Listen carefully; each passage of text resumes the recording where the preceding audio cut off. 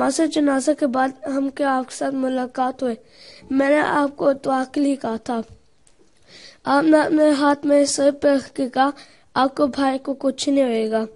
جب ہم لوگ واپس پہنچے تھے تو وہ اٹھا تھا اور بیٹھا ہوا تھا.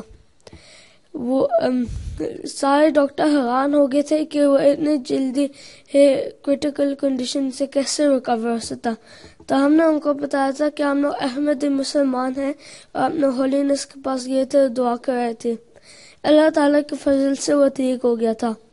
پیارے دعا سے پہلی دفعہ میرے بھائی آپ کی کلاس میں بیٹھے ہوئے. اچھا کون ہے بھائی؟